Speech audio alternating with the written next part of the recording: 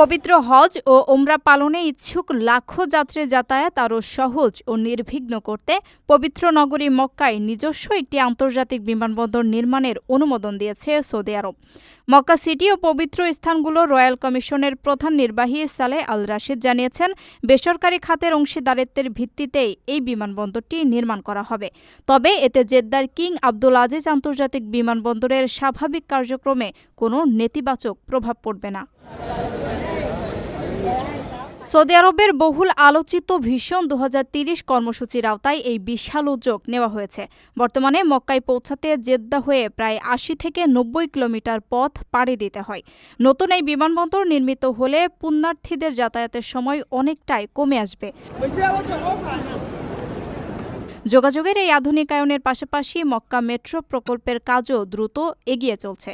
Smart Mecca কর্মসূচির আওতায় কৃত্রিম বুদ্ধিমত্তা ব্যবহার করে ভিড় নিয়ন্ত্রণের পদক্ষেপ নেওয়া হয়েছে।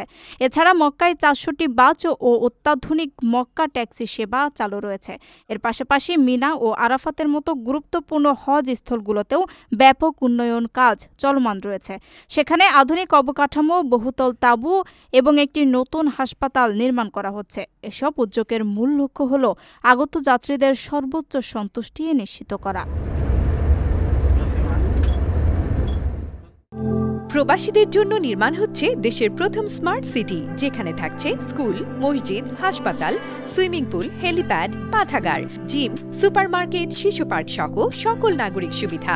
মাত্র 30 লাখ টাকা বিনিয়োগে মিলছে আকর্ষণীয় ফ্ল্যাট। প্লাটিনাম ইনভেস্টরদের জন্য ঢাকা বিমানবন্দরে ভিআইপি প্রোটোকল সুবিধা। বিস্তারিত জানতে যোগাযোগ করুন স্ক্রিনে দেয়া হোয়াটসঅ্যাপ অথবা ইমো নাম্বারে।